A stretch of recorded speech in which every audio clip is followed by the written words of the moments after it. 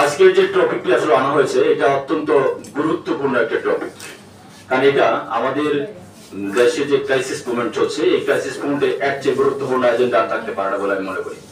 তো এই বিষয়টি আমরা যেমন আলোচনা করছি এরকম সারা বাংলাদেশ ব্যাপী বিভিন্ন স্টেক হোল্ডার, বিভিন্ন মিডিয়া, বিভিন্ন মানবাধিকার কর্মী সকলেরই এই ধরনের আলোচনাগুলো কেন্দ্রবিন্দু হওয়া আমি মনে করি।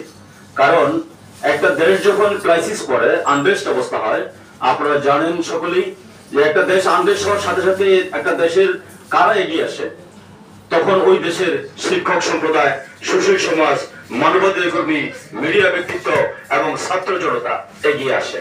ঠিক তারই ধারাবাহিকতায় গত আমরা আমাদের দেশে ঠিক তাই দেখেছি। কিন্তু তার পরবর্তী সময় আমরা কি দেখতে পাচ্ছি? তার পরবর্তী সময় আমরা যে আকাঙ্ক্ষা ছিল, জনগণের যে আকাঙ্ক্ষা তৈরি হয়েছিল, সেই আকাঙ্ক্ষার জায়গাটা কিন্তু তৈরি হয় নাই, পুরো ফিল আপ হয় নাই।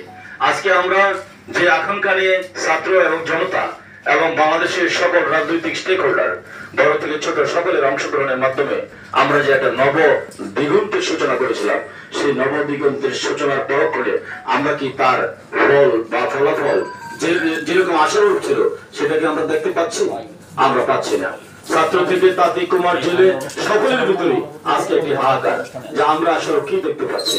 আমাদের দেশের যে বর্তমান অবস্থা, সেই অবস্থার সাথে সাথে যেভাবে আগামী দিন রাজনৈতিক অঙ্গন থেকে শুরু করে সকল জায়গায় যে ব্যর্থতা একটা আসল সংকেত আমাদের মনে বাসা বেঁধেছে, এটা আর কতদিন আমরা কতদিন দেখতে চাই? কারণ আমরা একটা স্বাধীন দেশের নাগরিক।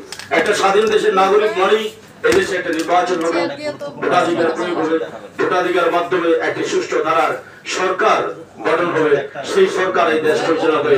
এটাই আমরা অভ্যস্ত স্বাধীনতার পর 54 বছর যাবৎ। আমরা যে জিনিসে অভ্যস্ত সেই জিনিসে আমরা চাই। আমরা বিগত অনেকে বলেছেন আমরা বিগত 16 বছর আমরা ভোট দিতে পারি না। এই যে একটা আমাদের সবচেয়ে বড় হাহাকার, আমাদের সবচেয়ে বড় দুঃখ, যন্ত্রণা লালন করছি। আমি মনে করি সারা বাংলাদেশের মানুষ শেষ সময় এমন একটা দাবি করেছিল যে আমরা আর ভোট দিতে পারবো না বলে মনে হয়।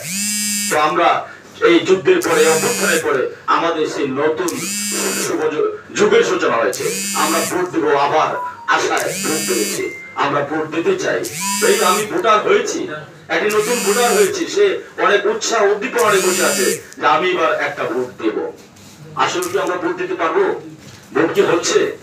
একটি দেশের শাসক তখনই বার্নিং থাকে, তখনই বাধ্যতা থাকে যখন ওই দেশের ভোটাধিকার প্রয়োগ হয়। একটা ভোটের মাধ্যমে যখন জবাবদিহিমূলক